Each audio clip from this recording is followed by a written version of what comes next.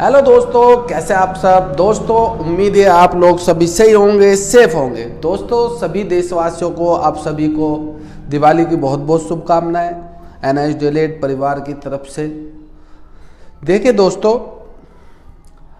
बार बार बहुत ही शिक्षकों के फ़ोन आ रहे हैं कि सर क्या होगा, क्या नहीं होगा। दोस्तों, मैं क्लियर कर देना चाहूँगा, जब भी कोर्ट में कोई जाता है तो आर्गूमेंट्स वगैरह होते हैं, बहस वगैरह होती है, सवाल भी पूछे जाते हैं, सवाल के उत्तर भी दिए जाते हैं, सब चीज़ की जाती है।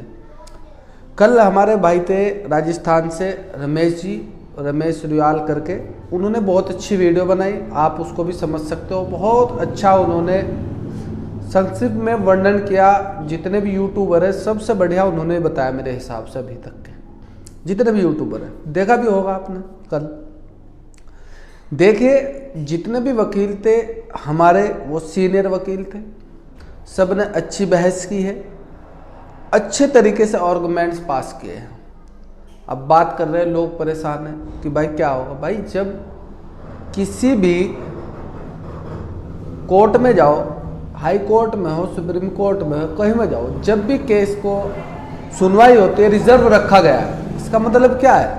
इसका मतलब ये कि प्रत्येक चीज़ को देखते हुए फैसला दिया जाएगा। ऐसे नहीं हवाबाजी में कर दिया गया, कह रहे थे NIS का जो है ऐसा हो रहा है, ऐसा हो रहा है, गवर्नमेंट ज़्यादा हो रहे हैं, ये हो गया। ऐसा कुछ नहीं है। लंच के बाद आपने देखा था, उस दिन भी बताया था, लंच के बाद बहुत अच्छा रहा। बल्कि जो एडवोकेट साहब थे सरकार की तरफ से या बेड की तरफ से कहेंगे, उन्होंने एक चीज़ जब जज साहब ने क्लियर की कि भाई 2021 में एक लेटर जारी हुआ था, जिसमें सरकार ने, जो उनके सचिव है, सेक्रेटरी और डिप्टी सेक्रेटरी, खुद उसको क्लियरिफाई किया है कि अब NIS DLED मान्य है और इसको इसमें लिया जाए, भर्ती में लिया जाए। फिर जज साहब ने ये पूछा कि अपना आप ही क्या कर रहे हो, आप कैंसिल कर रहे हो, अपना आप ही इसको जो है आप लोग वैलिड कर रहे हो, ये क्या है? तो उन्होंने एक जवाब दिया था कि this is a business purpose. आप सुन लेना, उसको दे भी रखा है, बिजनेस पर्पज़ वकील साहब ने बोला था। लेकिन जज साहब वहाँ नाराज़ हो गए थे। ऐसा कुछ नहीं है कि NIS वाले जो वकील थे उनको ही डांटा। देखो, जज साहब है, इतने बड़े पद पे हैं, एक तरीके से पूरा फैसला सुनाते हैं, देखते हैं हर चीज़ को, तो हर चीज़ पर नज़र रहती है उनकी। वो जब सुन रहे हैं कि इस चीज़ का जो चीज़ समझ में नहीं आया, वो तो पूछेंगे, बार बार आर्गुमेंट्स करेंगे, बहस होगी। आपने देखा होगा, जब बिजनेस पर कैंसिल कर अपना वैलिड कर रहे हो, वो बहुत चीज़ें कहीं पे NIS के खिलाफ गई, कहीं पे पक्ष में गई। तो इन चीज़ों से घबराना नहीं है। आप लोगों को इसमें पैसेंस रखना है। जितनी भी चीज़ें हैं वो जिस दिन भी लिखा जाएगा, वो 1 महीने के बाद आए, 2 महीने के बाद आए, 3 महीने के बाद आए। हम ये नहीं कह सकते कल ही आएगा, दिवाली के बाद आएगा। वो जज साहब के ऊपर निर्भर करता है कि वो कब इसको ऑर्डर को पास करे, जजमेंट कब दे।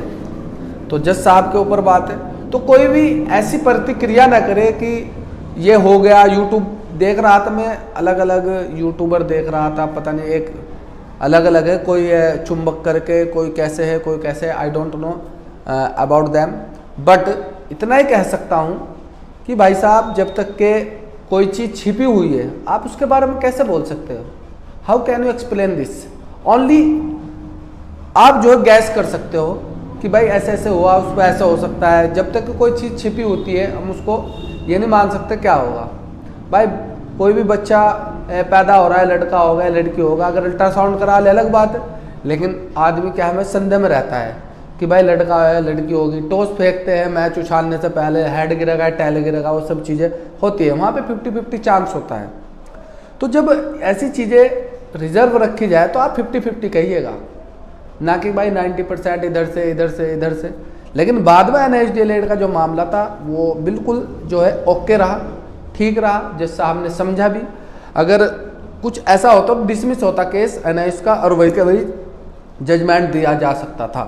लेकिन बहुत गुफ्तगू होने के बाद मनीषा अरोड़ा जी ने बहुत अच्छे तरीके से एक्सप्लेन किया सलमान खुर्शीद जी ने एक्सप्लेन किया। बहुत चीज़ें अच्छी है बोली है सलमान खुर्शीद जी ने और मनीषा अरोड़ा जी ने, कि अगर कोई शख्स पहले से ही प्राइवेट में या कोई अदर पोस्ट पर है, क्या वो अलग पोस्ट भरने के लिए काबिल नहीं है? तो इसलिए वो है, काबिल है उसके लिए। तो आर्टिकल 14 यहाँ पे काम करेगा, समानता का अधिकार काम करेगा। वो आप छोड़ दीजिए, वो कोर्ट के ऊपर बात है, वो कब जजमेंट देते हैं कब नहीं देते हैं, ये घबराने वाली बात नहीं है। अभी आप जब तक के कोई चीज़ छिपी होती है तो 50-50 कहिएगा, ये भी ना कहिए कि भाई 90% 100%। लेकिन जो NS वाले हैं या बीएड वाला कोई भी हो, सब सब्र रखिएगा। जब टाइम हो जाएगा, टाइम बताएगा, जब उसका रिजल्ट आ जाएगा, आउट हो जाएगा, तब आपके सामने सब चीज़ें क्लियर चीज़ें होगी। तो उससे पहले सभी से विनती है, यूट्यूबरों से भी विनती है और लोगों से विनती है, सब चीज़ें है भाई।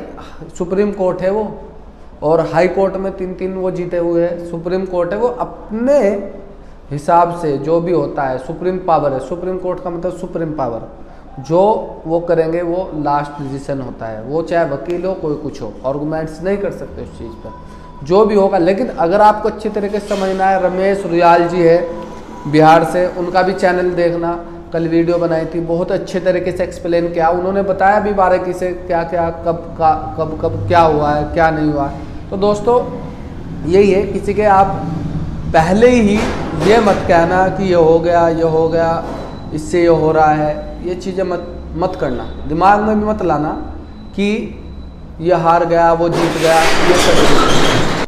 तो दोस्तों आपसे यही विनती है कि आप लोग बिना जजमेंट के, बिना किसी डिक्लेरेशन के ये मत कहिएगा कि वो हार गया, वो जीत गया। समझदार आदमी वही है जो रिजल्ट से पहले ये ना कहे कि वो जीत गया, वो हार गया। जब ऐसे बोलेगा तो कुछ भी हो सकता है। ये तो जो है छिपी हुई चीज़ है, छिपी हुई चीज़ को आप नहीं बता सकते। वो जज साहब के हाथ में, वो जब उसे अच्छी तरीके से रीड करेंगे, सब चीज़ करेंगे, वो अपने हिसाब से फैसला देंगे।